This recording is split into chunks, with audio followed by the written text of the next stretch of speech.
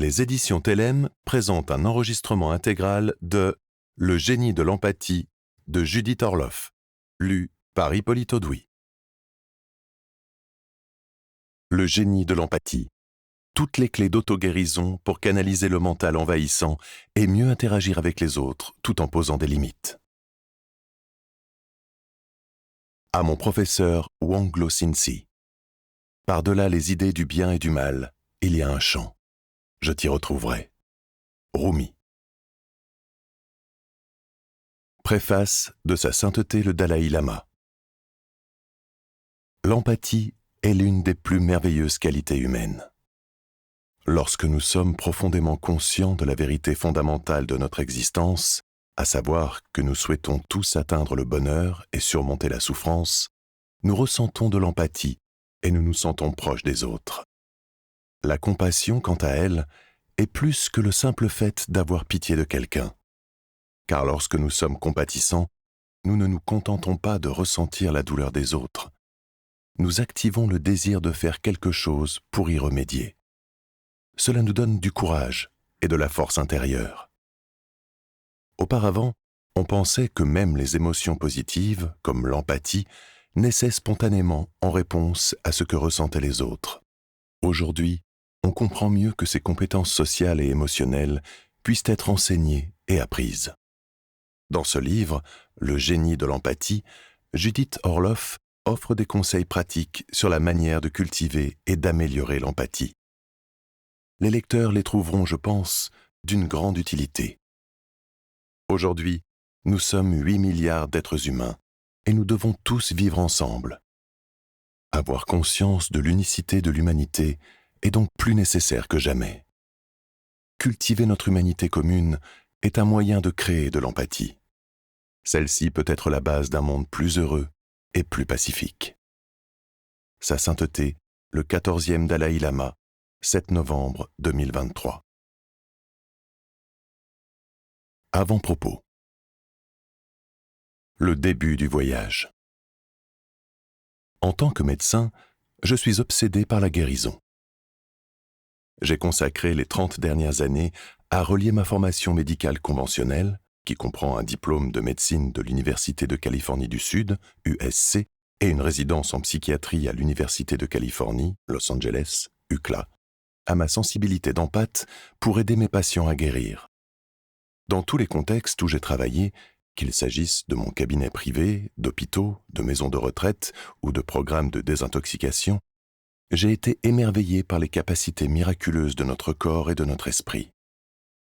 Tels des phénix flamboyants, ils se relèvent après des défis apparemment impossibles, comme la maladie, les traumatismes et la perte, pour commencer à guérir. Ce qui me motive et me passionne est d'identifier les techniques qui sont efficaces concrètement pour parvenir à cette guérison dans la vie quotidienne. Si vous êtes prêt pour un changement qui accélérera le processus de votre guérison dans tous les domaines de votre vie, l'empathie est un super pouvoir quotidien à votre portée, utilisable dans toutes les situations, au travail, avec la famille et les amis. Cela n'implique pas d'être un saint, ni de perdre son discernement ou son bon sens. L'empathie n'est pas simplement un objectif idéaliste qui fait bien, mais une compétence pratique quotidienne qui peut être apprise.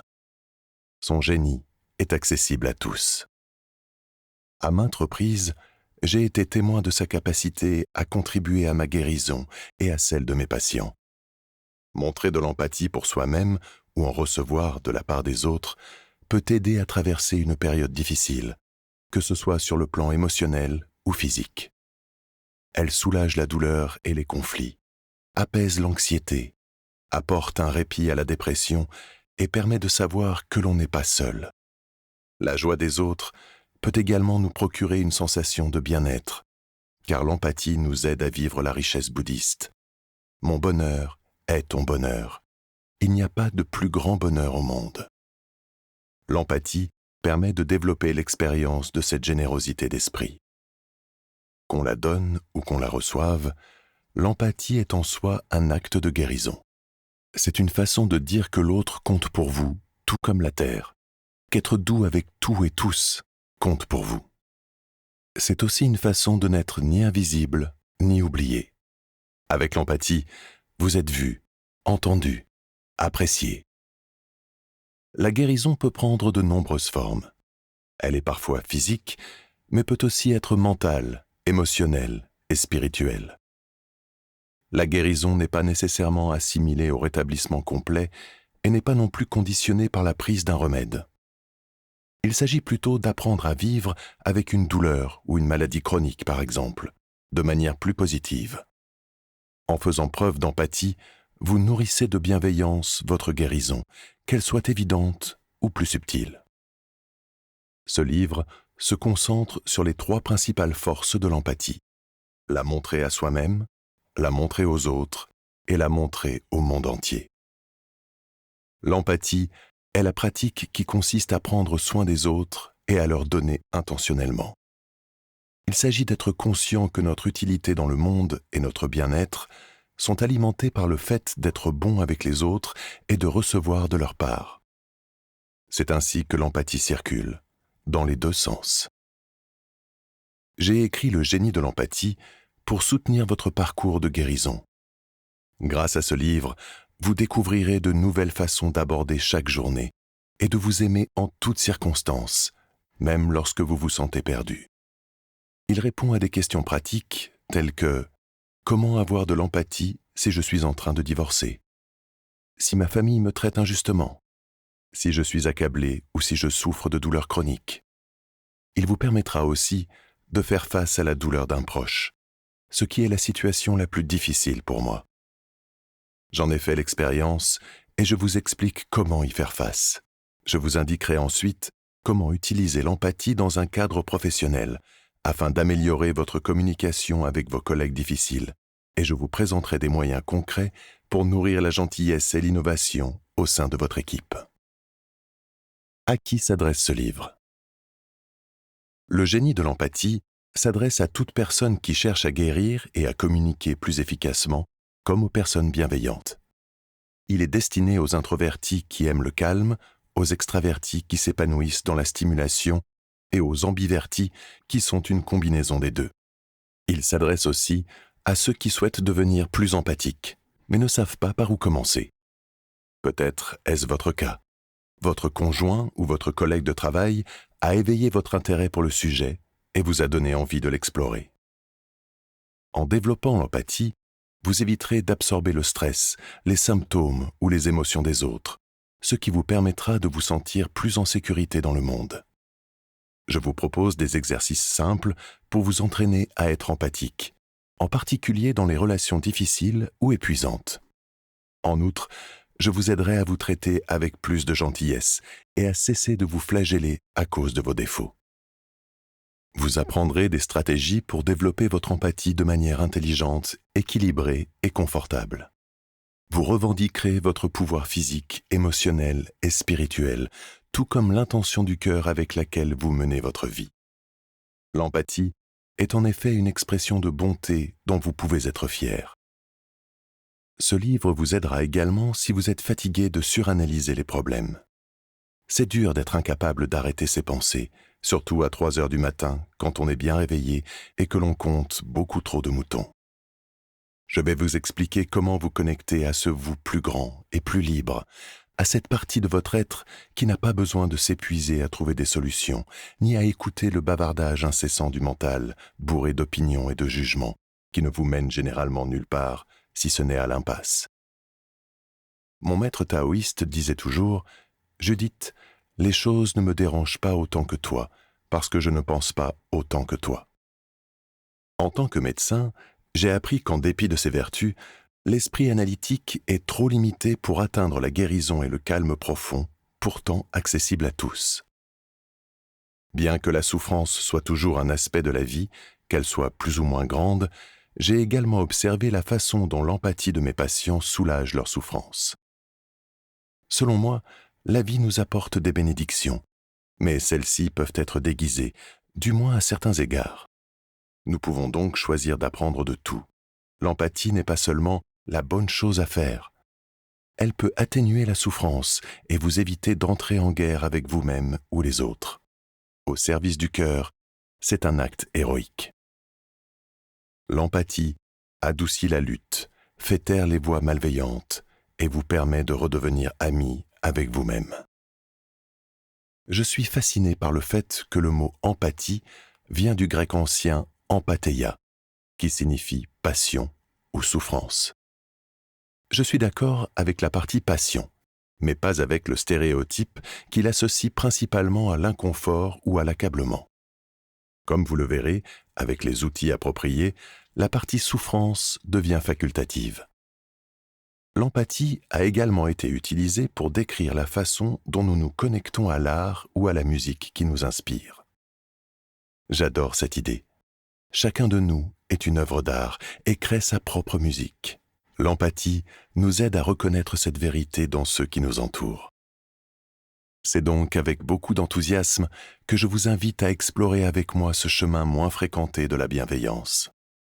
Je suis honoré d'être votre guide pour vous aider à développer cette compétence, à l'affiner et à surmonter les obstacles ou les peurs auxquelles vous pourriez être confrontés. Ce chemin s'élargit et s'enrichit au fur et à mesure que l'on avance. En outre, il est plein de surprises et d'épiphanies qui vous permettent de rester proche de votre sagesse intérieure. Je choisis de vivre ma vie selon les codes de l'empathie et de l'amour. Je choisis de respirer un bon coup et de recommencer lorsque je perds confiance en moi et dans le monde. Chaque jour, je suis une étudiante qui débute dans la vie, une façon fraîche et merveilleuse de vivre. Venez me rejoindre sur ce chemin de l'empathie et de l'épanouissement infini de votre cœur. Partie 1. Guérir en apaisant votre système nerveux. Devenir la meilleure version de vous-même grâce à l'empathie. Nous vivons une époque agitée et sacrée. En cette ère de polarisation, de division, de dépendance et de pénurie, l'empathie est la clé de notre survie. Nous sommes plus isolés et plus seuls que jamais. Tout cela peut à juste titre sembler excessif, et c'est le cas, du moins pour votre esprit logique. C'est là qu'intervient le génie de l'empathie, car il vous donne une ressource intérieure plus sage et plus aimante pour vous guider et vous permettre de voir les difficultés avec davantage de bienveillance et de discernement. Ce livre est avant tout un message d'espoir et véhicule l'idée que l'empathie est l'une des clés de la prospérité et de la survie en ces temps difficiles. Il n'est jamais trop tard pour faire pencher la balance vers la compassion et la bonté. Le manque d'empathie a contribué à nous mettre dans une situation personnelle et mondiale difficile. Sa reconquête nous aidera à en sortir. Elle fait de nous des humains à part entière et nous donne la force de rechercher la sagesse au-delà des limites étroites de notre esprit. Ce contexte est votre chance de vous épanouir et de voir les crises à la fois comme des dangers et des opportunités, ainsi que le suggère l'étymologie chinoise du mot « crise ». J'ai appelé ce livre « Le génie de l'empathie » parce qu'il couvre un territoire plus vaste que sa définition habituelle. Il englobe et dépasse même l'impulsion magnifique qui nous pousse à être bienveillants avec les autres en période de stress. Je veux vous donner des exemples pratiques de ce à quoi ressemble une saine empathie dans le monde afin que vous puissiez la trouver aussi. Ce livre parle de changement, de croissance et d'émerveillement lorsqu'on mène une vie en résonance avec ce qui nous entoure. Il s'agit d'avoir la possibilité d'explorer qui vous êtes vraiment plutôt que de vous limiter à la petite boîte dans laquelle votre famille ou la société vous ont mis. Choisir l'empathie, c'est vous donner la chance d'être extraordinaire. Il peut s'agir d'une action tellement inattendue qu'elle modifie les règles des jeux de pouvoir et ouvre la voie à de nouvelles percées en matière de communication. Dans ce livre, je vous demande d'être différent, d'être meilleur et oui, de changer. Au lieu d'essayer simplement de résoudre un problème au niveau de celui-ci, ce qui ne fonctionne pas toujours, le génie de l'empathie vous aide à percevoir par l'appel du cœur, afin de trouver les bonnes solutions et les bonnes perspectives. Devenir des leaders et des équipes empathiques, des professionnels de la santé, des parents, des familles et des amis empathiques, c'est s'offrir de nouvelles façons passionnantes d'être en relation les uns avec les autres. Ce livre explique comment vivre ce paradigme de manière nouvelle et créative dans la vie quotidienne. L'empathie est contagieuse. Un acte de bienveillance en génère un autre, et encore un autre. Mais vous devez en être l'initiateur. La pratiquer chaque jour est important. Les plus petits gestes à l'égard de soi-même, d'autrui ou de la terre comptent si vous voulez transformer l'énergie de votre vie et du monde en passant de la guerre à la coopération. L'objectif est simplement d'essayer de se comprendre les uns les autres. L'empathie n'est pas quelque chose que vous devez faire. Le don ne fonctionne pas ainsi. Il faut que vous en ayez réellement envie. Si ce n'est pas votre cas, libre à vous, et c'est ainsi. En tant que soignante, je n'ai jamais essayé de convaincre une personne de quelque chose qui ne résonnait pas en elle. Cependant, si vous êtes attiré par l'empathie, ou un tant soit peu curieux de savoir comment elle peut améliorer votre vie et vos relations, ce livre est fait pour vous. Si vous vous sentez bloqué ou frustré à la maison, au travail ou dans un autre domaine, cette pratique rallumera l'envie de donner le meilleur de vous-même. Je la présente comme une compétence que vous pouvez développer pour appréhender aussi bien l'adversité que le bonheur, en opposition à la sympathie ou à la pitié, qui consiste principalement à se sentir triste face à la détresse de quelqu'un. Avoir de l'empathie pour ce que vous vivez vous apporte du réconfort lorsque vous vous sentez dépassé, en souffrance, vide, et que vous perdez confiance en vous. Elle vous permet aussi de vous délecter de la joie pure qu'apporte le fait de prendre généreusement soin de quelqu'un d'autre. C'est un antidote à la frénésie, créée par la suranalyse et l'inquiétude chronique. La connexion avec votre cœur peut vous aider à guérir votre souffrance et votre sentiment d'impuissance. L'empathie transforme d'abord votre propre énergie, puis s'étend vers l'extérieur pour créer un changement bénéfique dans le monde. Comme certains de mes patients, vous vous demandez peut-être à quoi l'empathie peut bien servir quand vos problèmes et ceux du monde semblent si décourageants. Dans les chapitres suivants, vous comprendrez à quel point il est puissant de s'asseoir tranquillement près d'une bougie et de rechercher la bienveillance dans son propre cœur. L'intention sincère d'une personne pour le bien d'une autre est une source incroyable de transformation. Quelle différence entre empathie et compassion ? L'empathie et la compassion sont liées l'une à l'autre, mais elles diffèrent subtilement. En règle générale, l'empathie est définie comme la capacité à s'accorder aux émotions des autres, une façon de ressentir avec eux. Elle consiste d'abord à se connecter au ressenti et à la perspective de l'autre. Par exemple, lorsqu'un ami est licencié, vous ressentez sa douleur.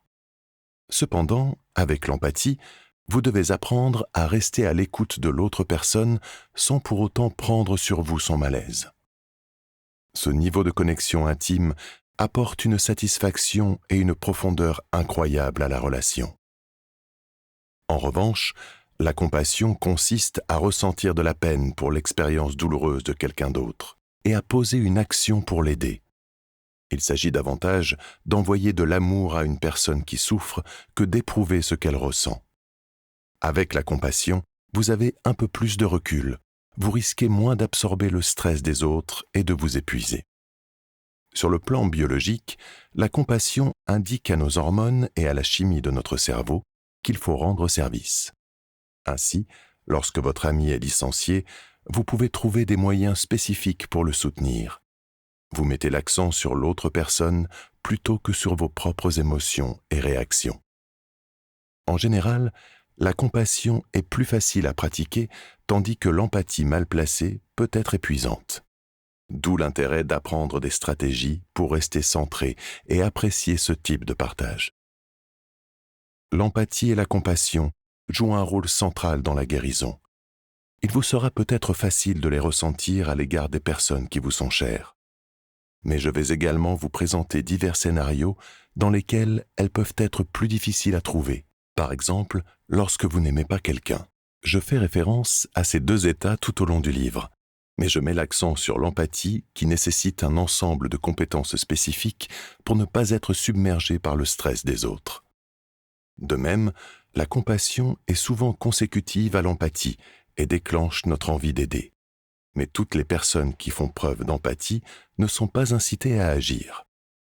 Je suis fasciné par le spectre de dons variés qu'elle offre et par la manière dont elle peut renforcer la compassion dans nos vies. Explorer le génie de l'empathie. La portée de l'empathie va bien au-delà de la simple gentillesse et de la manière dont nous nous comportons habituellement les uns envers les autres. C'est une forme d'intelligence émotionnelle qui s'apprend et se développe. Il s'agit d'une pratique de guérison quotidienne requérant des compétences spécifiques qui illumineront tous les aspects de votre vie. Ce livre est une invitation à introduire l'empathie dans autant de situations que possible, si votre ego le permet, plutôt que de la pratiquer de façon vague ou involontaire. En plus de sa définition habituelle, il présente une manière volontaire, proactive, voire radicale d'être bienveillant envers soi-même, les autres et le monde, quelle que soit la situation à laquelle on est confronté. L'autrice Maya Angelou a vu juste lorsqu'elle a affirmé « Les gens peuvent oublier ce que vous dites, mais ils n'oublieront jamais ce que vous leur avez fait ressentir. » Cultiver l'empathie ne consiste pas à être neutre ou simplement politiquement correct. Il s'agit plutôt d'une sorte d'entraînement de guerrier pacifique. Donner et prendre soin intentionnellement. Vous apprendrez à être à la fois fort et aimant, à ne pas vous laisser faire sans pour autant être rigide. Où que vous en soyez dans votre vie aujourd'hui, ce livre peut vous aider à vous élever davantage. L'empathie n'est peut-être pas exactement ce que vous pensez. Oui, il s'agit de la sensibilité de partager les joies et les peines des autres. Oui, elle vous permet de ressentir les besoins de quelqu'un afin de pouvoir l'aider, mais aussi d'être compréhensif avec ceux que vous n'aimez pas et, ce qui est peut-être beaucoup plus difficile, avec vous-même. En tant que psychiatre, je sais qu'il est souvent plus facile d'aider les autres que soi-même. L'empathie est un remède pour l'esprit, le corps et l'âme. C'est une énergie curative vivante avec laquelle je vous montrerai comment entrer en contact pour accroître votre vitalité. Elle constitue l'élément manquant qui peut calmer votre système nerveux et apporter harmonie et aisance dans tous les domaines de votre vie. Elle est également un état d'ouverture d'esprit chaleureux qui vous aide à atteindre la partie la plus admirable de la nature humaine, la bonté qui est en vous, tout en refusant les comportements abusifs. Elle vous permet de faire preuve de respect envers les autres, ce qui signifie parfois simplement les écouter ou les laisser terminer une phrase. En outre, elle inclut l'empathie spirituelle, qui vous relie aux forces cosmiques de l'amour et aux grands mystères de l'univers. Le secret pour exploiter le pouvoir de l'empathie est d'utiliser la sagesse de son cœur et de son esprit pour manifester une plus grande guérison. Apprendre à fixer des limites émotionnelles et énergétiques claires afin de ne pas absorber le stress des autres est un élément central de mon enseignement. Cette compétence est la base de relations saines et aide à préserver votre sensibilité. Par exemple, en tant que médecin et empathe, je veux savoir où vous avez mal, mais je ne veux pas absorber votre douleur dans mon propre corps. C'est une limite que je me fixe pour pouvoir travailler avec les patients sans être épuisé. Vous pouvez faire de même lorsque vous exprimez de l'empathie pour quelqu'un d'autre. Pour la cultiver, je vous montrerai également comment vous débarrasser du besoin d'avoir toujours raison, qui fait obstacle à votre cœur. Pour ce faire, vous devez connaître les ennemis intérieurs de l'empathie, que sont la peur, l'orgueil et l'ego, afin de les apprivoiser. Vous pourrez alors vous détendre un peu et cesser de lutter. Les gens aiment entendre « Tu sais, tu as peut-être raison » ou « Je vois ce que tu veux dire ». Reconnaître l'opinion de quelqu'un d'autre comme valable ne signifie pas du tout s'effacer ou ne pas être fidèle à ses valeurs. Ici, vous choisissez consciemment d'être flexible et de confirmer le point de vue de quelqu'un d'autre plutôt que d'ergoter sur des points mineurs ou des opinions divergentes.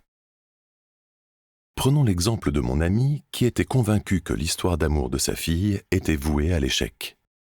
Intuitivement, je sentais autre chose, mais je lui ai simplement répondu « D'accord, tu as l'air sûr de toi ». Elle a souri et a dit avec une conviction jubilatoire « Je le suis vraiment ». Je lui ai donc donné raison, ce qui l'a ravi, même si la relation de sa fille dure encore aujourd'hui. On dit que la forme de connaissance la plus élevée est l'empathie, car elle nous oblige à suspendre notre ego et à vivre dans le monde d'autrui. Je ne vous suggère pas de vous débarrasser de votre ego. Il a aussi des atouts. Mais comme vous le verrez, ce qu'il veut n'est pas toujours ce qu'il y a de mieux pour votre bien-être. Je décrirai comment l'empathie peut intervenir pour créer un scénario plus positif. Ne laissez pas votre ego saboter votre cœur parce qu'il est trop têtu, blessé ou bien pensant pour se libérer de comportements non productifs. La vie comporte des défis. Beaucoup de choses interviennent pour vous déstabiliser. Des événements quotidiens tels que les relations avec un ami narquois, un conjoint stressé ou des collègues de travail impolis peuvent vous laisser un sentiment de frustration et de fatigue. Vous avez peut-être perdu votre emploi et aucun autre n'est en vue. Vous souffrez peut-être de dépression, d'anxiété ou de maladie. Les méthodes habituelles que vous utilisez pour vous sentir mieux ne fonctionnent sans doute plus ou n'ont jamais vraiment fonctionné. C'est dans ces situations précises que l'empathie est l'enseignant qu'il vous faut. Son génie est qu'elle vous permet de vous accorder à une autre personne et d'entrer en résonance avec elle. C'est un peu comme accorder un instrument de musique sur sa tonalité, sa fréquence et sa hauteur les plus pures. En tant que pratique spirituelle, s'accorder de cette manière permet également de se connecter plus étroitement à la source divine afin de s'aligner sur son infinie bonté. Parfois, il est facile de ressentir de l'empathie. Votre fille a eu un bébé et vous partagez naturellement son bonheur, ou bien le conjoint ou l'animal de compagnie d'un ami est malade et vous lui offrez du réconfort.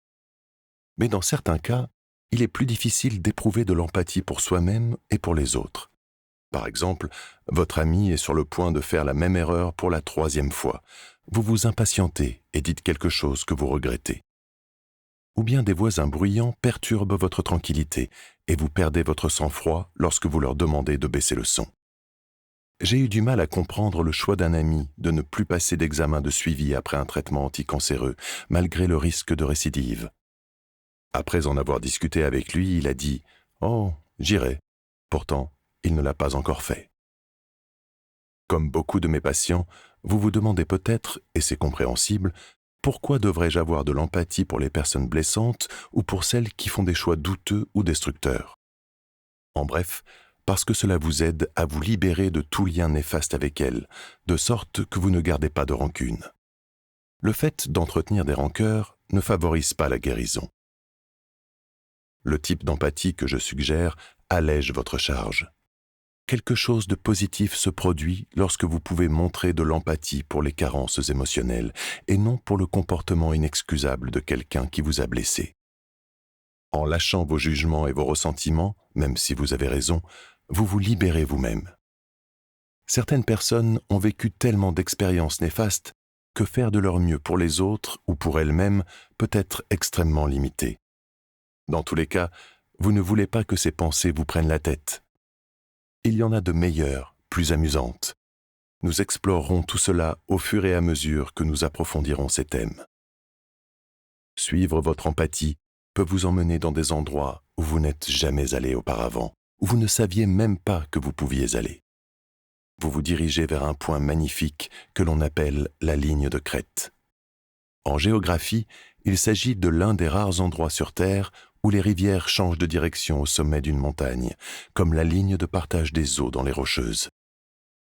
Cette capacité à inverser ou à changer de cap trouve en vous un écho spirituel. Peu importe si vous êtes tombé très bas ou à quel point vous vous sentez seul. La pratique de l'empathie peut vous orienter vers une façon plus saine de vous comporter et de percevoir le monde. Les inconvénients potentiels de l'empathie. Malgré tous ces avantages, il se peut que vous hésitiez encore à développer votre empathie. Est-il possible d'avoir trop d'empathie et de perdre le contact avec votre bon sens? Le fait d'être empathique vous rend-il vulnérable à la douleur des autres? La réponse à ces questions est oui, mais seulement si vous manquez de stratégie pour vous protéger et vous recentrer. Tout au long de ce livre, je vous apprendrai à prendre soin de vous et à fixer de saines limites. Vous devez apprendre à utiliser l'empathie de façon équilibrée afin de percevoir clairement les gens et de ne pas vous épuiser. Sans ces compétences, vous risquez de devenir un sauveur ou quelqu'un qui répond systématiquement aux besoins des autres, en donnant trop aux mauvaises personnes ou en aidant à l'excès ceux que vous aimez. Vous pouvez penser à tort que c'est à vous de régler les problèmes des autres. Alors, vous vous épuisez ou ressentez tellement d'empathie pour les difficultés de ceux qui vous entourent que votre jugement s'en trouve obscurci. C'est pourquoi il est si important de rester centré, lucide et connecté à votre discernement. Par exemple, si je ressens de l'empathie pour vous, je peux l'exprimer sans pour autant aller trop loin. Une empathie saine ne consiste pas à donner de l'amour à tout bout de champ à tous ceux que l'on rencontre. Elle implique de faire preuve de discernement, d'être à l'écoute de son intuition, de son niveau d'énergie et de se ménager. L'empathie ne devient problématique que si l'on ne prend pas soin de soi ou si l'on ne fixe pas de limites. Sans certaines techniques, il n'y aura ni garde-fou auquel vous raccrocher, ni cadre à garder à l'esprit, et vous risquerez de vous exposer à l'épuisement professionnel et à la fatigue empathique. Alors, vous n'aurez plus rien à donner aux autres ou à vous-même. En conséquence, vous conclurez peut-être que cette pratique est trop douloureuse et qu'il vaut mieux rester fermé ou insensible pour vous protéger. Cependant, l'impossible prix à payer pour ce choix est d'être coincé dans sa tête, de vivre avec un cœur fermé, une voie inacceptable pour moi. Les chapitres suivants vous montreront comment faire preuve d'empathie et de discernement sans porter les difficultés ni la douleur de qui que ce soit. Comment utiliser ce livre ? Le génie de l'empathie est écrit du point de vue des neurosciences, de la psychologie, de l'énergie subtile, de la médecine intuitive et de la spiritualité, afin de fournir une compréhension complète du fonctionnement de l'empathie. Il s'agit d'un guide pratique, axé sur l'action. Il vous montre comment puiser dans la force de guérison présente en chacun de nous et qui attend d'être activée. Cette méthode a sa propre courbe d'apprentissage. Les stratégies que je suggère deviennent plus faciles avec la pratique. Chaque chapitre contient des histoires, de clients, de participants à des ateliers, les noms et les détails ont été modifiés, d'amis et les miennes, sur la façon d'apprendre à travailler avec l'empathie de façon plus complète. À la fin de chaque chapitre, j'ai inclus un exercice intitulé « L'empathie en action » que vous pouvez immédiatement appliquer à des situations spécifiques. En outre, dans différentes parties du livre, je vous suggère d'écrire vos pensées et vos ressentis dans un journal. Gardez-en donc un à portée de main pour réaliser les exercices que je propose. Vous pourrez aussi vous en servir pour prendre des notes sur les sujets qui vous intéressent. Ce livre s'appuie sur les principes de 2 de mes livres précédents, le guide de survie des hypersensibles empathiques et hypersensibles et épanouis, qui enseigne aux personnes hypersensibles et aux empathes, qui n'ont pas les filtres émotionnels habituels, à honorer leurs dons et à prendre soin d'eux-mêmes pour éviter d'être submergés. Mais ici, je vais explorer la portée universelle de l'empathie et la façon dont elle peut rendre nos vies et le monde plus aimants, plus sains, plus légers et plus tolérants. Le génie de l'empathie est divisé en 3 parties. Vous pouvez lire le livre dans l'ordre ou aller à la section qui vous intéresse le plus. La première partie, Guérir en apaisant votre système nerveux, décrit le pouvoir de guérison de l'empathie et présente des pratiques pour arrêter de trop penser et vivre en écoutant votre cœur. Un test permet d'auto-évaluer votre niveau actuel d'empathie pour vous-même et d'améliorer cette compétence vitale. Vous apprendrez quel est votre propre style d'empathie et comment il affecte vos relations. J'aborderai aussi comment identifier les obstacles à la guérison, tels que les déclencheurs émotionnels, les traumatismes et les peurs. En outre, vous découvrirez la biologie de l'empathie, notamment de quelle façon elle peut renforcer votre système immunitaire et votre santé. Vous en apprendrez davantage sur le système des neurones miroirs, lié à la compassion. Il peut être hyperactif chez les personnes très empathiques et plus faible ou absent chez celles qui le sont peu ou pas du tout. Dans la deuxième partie, Guérir vos relations, je vous propose une approche proactive pour être empathique sans absorber le stress des autres ni devenir un martyr. vous pratiquerez l'art de l'écoute et apprendrez à créer un espace pour l'autre. Vous découvrirez comment reconnaître les personnes souffrant de troubles déficitaires de l'empathie, comme le trouble de la personnalité narcissique et sociopathique, ainsi que celles pratiquant le harcèlement. Cela vous évitera d'être piégé par le charme séducteur de ceux qui ne sont tout simplement pas câblés sur le plan neurologique ou émotionnel pour vous rendre votre gentillesse. Enfin, dans la troisième partie, Guérir le monde, j'aborde le leadership empathique dans le milieu professionnel et dans le monde entier. Je parle de la grâce curative du pardon et de la façon dont son invocation peut activer votre corps de prière pour vous aider à trouver l'empathie même lorsque vous y résistez. Enfin, je vous explique comment l'empathie vous permettra d'éprouver la joie de vous sentir interconnecté avec les êtres humains et le monde naturel, rempli de créatures miraculeuses et de lieux sauvages. Beaucoup d'entre nous aspirent à ce type de prise de conscience et de changement. Nous ne faisons qu'un. Nous sommes unis à un niveau très fondamental. Nous sommes une communauté d'âmes qui peuvent grandir ensemble. Honorez vos vrais besoins. Sur le chemin de l'empathie, il est essentiel de créer une vie qui soit en phase avec vos véritables besoins. Pour moi, cela signifie prendre le chemin le moins fréquenté. J'ai toujours été l'excentrique qui aime la solitude, évite les fêtes et préfère souvent la compagnie de l'océan ou d'un arbre à celle d'une autre personne. Toute ma vie, j'ai parlé aux fleurs, aux oiseaux et à la lune. Enfant, j'avais l'impression d'être une extraterrestre qui n'avait pas sa place ici. Aujourd'hui, j'adore ma sensibilité et je ne voudrais pas qu'il en soit autrement. Quels que soient vos dons, il est essentiel de vous détacher de la honte de votre différence. Je vous invite à vous défaire de ce que les autres vous ont intimé d'être. Vous pourrez alors devenir vous-même à 100% dans vos opinions, vos choix et votre sensibilité. Même si vous ne savez pas par où commencer, suivez mon exemple. Je suis honoré de vous guider vers cette liberté. J'applaudis tous les libres penseurs, les créatifs, les solitaires et les anticonformistes qui osent être fidèles à eux-mêmes. Je salue tous les enfants timides et socialement gauches qui ont survécu aux épreuves de l'adolescence pour tracer leur propre chemin.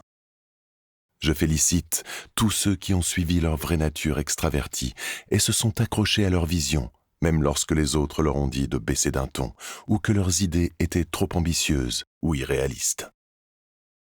Il est libérateur d'abandonner l'idée que quelque chose cloche chez vous juste parce que vous êtes différent. Ce qui est merveilleux avec l'empathie, c'est qu'elle peut bénéficier à toutes sortes de personnes. Les personnes très sociables comme les plus solitaires, les hypersensibles ou les endurcis, les conventionnels ou les anticonformistes, et toutes celles qui se situent entre les deux. Peut-être ne vous reconnaissez-vous dans aucune catégorie, et c'est très bien ainsi. L'empathie peut améliorer nos vies et nos relations, quelles qu'elles soient. Certains de mes patients sont des personnes influentes qui l'utilisent sur leur lieu de travail et dans leur vie privée. Contrairement à moi, ils n'ont pas besoin de passer beaucoup de temps seuls et s'épanouissent au contact de foule. Il existe de nombreuses façons d'incarner l'empathie. À vous de trouver la vôtre. L'empathie est le point de jonction des ponts menant dans toutes les directions. C'est un rapprochement du cœur et de l'esprit. Lorsque je me sens empathique, j'ai envie d'inspirer à fond, d'être tranquille et de laisser mon cœur s'emplir de grâce et de chaleur. Ce sont mes propres sensations corporelles, mais nous pouvons tous la vivre différemment. Le reste de ce livre vous aidera à trouver votre propre voix, vos propres mots et les bienfaits de l'empathie pour vous. Il existe des raisons intellectuelles, émotionnelles et spirituelles convaincantes de développer votre empathie. Parmi elles, il y a la perspective de guérir des parties de vous-même qui souffrent peut-être depuis plus longtemps que vous ne souhaitez l'admettre. Il est temps de libérer la rancune, même justifiée, qui couve au plus profond de vous, et de vous défaire de ce fardeau. Peut-être pouvez-vous commencer à mesurer le succès de vos journées en fonction du nombre de liens sincères que vous établissez, plutôt que selon des standards matériels. Ou vous concentrer sur un avenir merveilleux plutôt que sur les cicatrices de vos peines de cœur. Vous méritez ce nouveau départ. Il existe plein de bons arguments qui expliquent pourquoi nous ne pouvons pas trouver l'empathie et la paix dans nos propres vies ou dans ce monde tumultueux. Pensez à toutes les personnes qui souffrent de troubles liés au manque d'empathie, comme la perversion narcissique, et à toutes celles qui sont victimes de harcèlement moral ou physique. Vous vous demandez peut-être, dans l'état actuel des choses, comment pouvons-nous nous aimer ou nous entendre? La réponse vient de votre cœur, non de votre tête, et de toutes les preuves logiques que vous pouvez accumuler sur les déficiences de la nature humaine. L'empathie permet de sortir de l'incompréhension et de la haine. Pour y parvenir, le point de départ est de vous connecter par le cœur à d'autres personnes qui apprécient également d'avoir un cœur ouvert. L'empathie nous permettra de rester unis, non pas dans la guerre, mais dans la tolérance, la curiosité et l'acceptation de nos similitudes et de nos différences. C'est pourquoi elle m'attire tant, malgré toutes les raisons logiques qui devraient m'en détourner. Année après année, je continue à la laisser enrichir ma vie, ma pratique de la médecine et la façon dont j'écoute les besoins de mes patients. L'empathie est le meilleur de l'être humain. Puisse la diffusion de ce message être notre but. Guérir et aimer au milieu de l'adversité, tout en incarnant un plus grand optimisme. Laissez-moi vous aider à y parvenir et à vivre la meilleure part de vous-même. Une fois que vous aurez découvert cette grâce, elle ne vous quittera jamais tant que votre cœur continuera à la chercher. L'empathie en action. Initiation à l'auto-guérison. Le moment est venu de vous offrir un nouveau départ. Engagez-vous à être plus doux avec vous-même, plus tolérant et plus indulgent. Attisez l'énergie curative de l'empathie. Si vous souffrez et souhaitez guérir votre corps, votre esprit ou votre âme, procédez intérieurement à une demande sincère pour initier le processus. Affirmez « Puissais-je être heureux, bien portant et libéré de tout souci ?» Puis, avec un cœur humble, préparez-vous à suivre ce nouveau chemin. Déclenchez le pouvoir de guérison de l'empathie. Cessez de trop penser et vivre à partir du cœur. Une chose magnifique est sur le point de se produire. Préparez-vous à un changement positif. Vous ne vous en sentirez que plus vivant. Comme beaucoup de gens, vous aimeriez que le temps que vous passez sur cette planète ait un sens. Vous voulez être apprécié, aimé et compris. Sur mon lit de mort, lorsque je repenserai à ma vie, je veux ressentir de l'amour et me souvenir des choses simples et épanouissantes. Une randonnée printanière dans les canyons avec un ami, une journée d'écriture tranquille, un câlin de mon partenaire, le courage des participants à mes ateliers, assis en cercle et explorant leurs âmes. Je sais que je me souviendrai de la gentillesse et de l'empathie que certains m'ont témoigné et que j'ai témoigné aux autres. Alors, qui voulez-vous être ? De quoi voulez-vous vous souvenir dans vos derniers instants ? Même si votre vie a été remplie d'un nombre démesuré d'épreuves, je doute que vous souhaitiez être rongé par le sentiment de vide que laisse l'amertume, la vengeance et le ressentiment à ce moment-là. Bien sûr, ce serait votre droit. De même, le désir d'accumuler les richesses et du pouvoir dans le monde ne vaudrait rien à ce moment-là. Aussi, je vous invite à identifier ce qui a vraiment du sens pour vous, même les plus petites choses, l'amour de votre enfant, la gentillesse d'un étranger ou d'un ami qui vous tient compagnie lorsque vous êtes malade. Identifiez les valeurs et les croyances positives qui vous ont soutenu dans les bons et les mauvais moments, mais aussi les expériences positives qui ont toujours une place dans votre cœur. Ce que nous sommes et ce que nous voulons devenir sont deux éléments qui ont un énorme impact sur notre bonheur et notre capacité à guérir. Le simple fait d'essayer d'être une bonne personne, par exemple quelqu'un qui accorde de l'importance à l'amour, à la gentillesse et au service, est un acte de guérison, même si cela peut s'avérer plus difficile qu'on ne le pense. Sans empathie, nous entendre les uns avec les autres pourra sembler une tâche insurmontable. La peur alimentant la haine et la division, choisir la bienveillance exige de guérir nos peurs. Cela nous permet d'honorer les expériences de chacun. Je suis touché par ce que Rosa Parks, leader des droits civiques, a dit lorsqu'on lui a demandé si elle était en colère contre le passé. Non, Si vous restez en colère contre les autres, vous risquez de vous priver de leur amitié potentielle. Bienvenue dans le monde de l'empathie et du cœur. Il offre de nombreuses façons créatives d'être... Nous espérons que vous avez apprécié cet aperçu. Pour continuer à écouter ce livre audio sur Google Play Livres, utilisez le lien dans la description de la vidéo.